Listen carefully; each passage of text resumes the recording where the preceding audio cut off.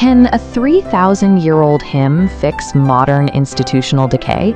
The Zoroastrian concept of Ushta says yes, and it's exactly what struggling Tarsi charities need right now. Take a stagnant community trust that has stopped efficiently distributing resources to vulnerable members. The Gathas reject passive acceptance. Step 1 is rational analysis, actively investigating why the charity is failing. But here's the friction. Simply identifying the problem changes absolutely nothing for the people relying on it. True spiritual happiness is strictly conditional on actively creating happiness for others. That is the core of Ushta. That principle forces embodied action, requiring concrete, structural reforms to the charity's operational policies. The final step is establishing just leadership, where resources flow transparently under compassionate governance.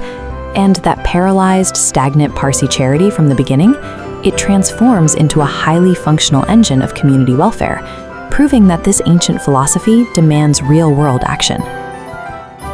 This visualization tracks a critical demographic collapse, with the Indian Parsi population falling below 60,000. While aging contributes to the decline, ideological infighting over housing, trusts, and interfaith recognition has caused institutional gridlock. Historically, this is a community defined by its adaptability. The Parsis built pioneering enterprises and vast social infrastructure by embracing rapid change. Today, strict exclusionary norms have displaced that flexibility. The community's current operational model relies on passive preservation and intense gatekeeping. These rigid structures are suffocating the population they were designed to safeguard. Modern Orthodox compliance has decoupled the Parsi community from the core operating principles of its own faith. Foundational Zoroastrianism was built on progressive reform, social welfare, and active innovation. The blueprint for this operational model is recorded in Zarathustra's Ushtavaiti Gatha, a series of hymns composed over 3 millennia ago, specifically yasnas 43 through 46. Modern practitioners often recite these verses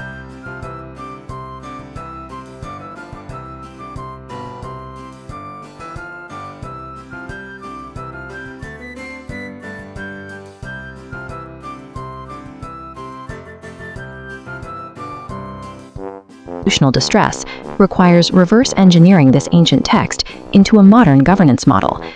Survival depends on treating ancient Zoroastrian theology as a socio-political technology that must be applied.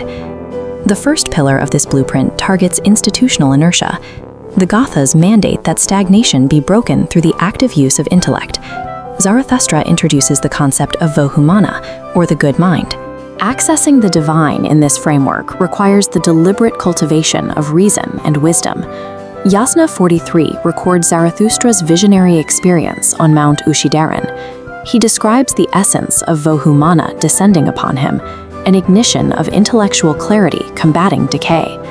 This active intellect needs to Ushta. Often translated as radiant happiness, Ushta is a proactive vitality achieved through the continuous, progressive renovation of life.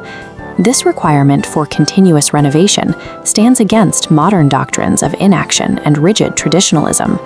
When we translate vohumana into an actionable mandate, it necessitates a shift in the role of Parsi philanthropic institutions. Trusts must dedicate their resources to more than just the preservation of the past. They can utilize demographic data and progressive community planning to innovate for the future. Prioritizing intellectual innovation over static tradition provides the mechanism a community institution needs to generate true vitality and achieve Ushta. The second major point of friction threatening the community is demographic exclusion, specifically regarding interfaith marriage and gender rights. The Ushtavaiti blueprint resolves this through its second pillar, the principle of Asha, representing cosmic truth and universal equality. Zarathustra explicitly addressed his sermons to both man, Na, and woman, Nairi, with unreserved equality. Within Gothic philosophy, human distinction is based on righteous deeds. It is not determined by bloodline or birthright. This ancient universalism maps to modern constitutional concepts of human rights and equality. The theology inherently supports diversity. The actionable output requires Parsi community policies to be realigned with this inherent inclusivity. Alienating community members directly violates the core concept of spenta armati, the requirement to embody truth through compassionate, fair action. Demographic gatekeeping creates a mathematical decline while simultaneously undermining the religion it claims to protect. The third bottleneck involves the hoarding of resources and gridlock within Parsi anjumans and philanthropic leadership bodies. Zarathushtra himself faced institutional corruption. He actively rebelled against the usigs, ritualistic priests, and tyrannical princes who exploited their own people under the guise of religious authority. His response provides the blueprint's final pillar, Kshatriya, meaning just rule or authority based on virtue. Yasna 51 establishes that authority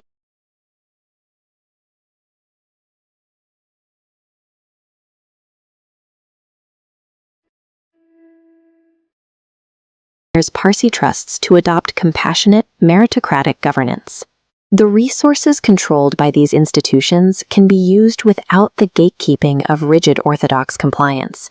Funds, medical care, and housing must be actively deployed to serve the vulnerable, the elderly, and the economically disadvantaged. This aligns with how Parsi institutions operated in the past, establishing a world-renowned legacy of boundless philanthropy. Leadership without virtue loses its legitimacy. True authority, Kshatriya, is measured by how effectively it lifts up the disadvantaged. When we bring Mana, Asha, and Kshatriya together, we get a highly efficient system architecture.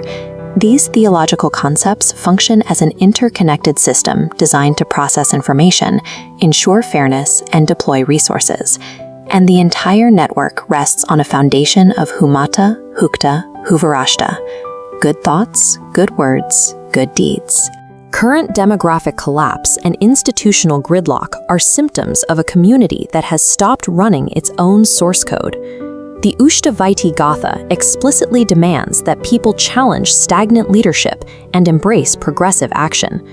The Orthodox establishment frequently frames its gatekeeping as reverence for tradition. True reverence for Zarathustra's teachings is found in active implementation, not fearful preservation.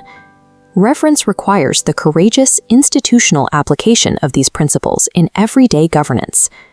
To survive its existential crisis, the Parsi community must once again become a living, operational embodiment of the Ushtavaiti Gatha. Survival requires using ancient blueprints to engineer a thriving future.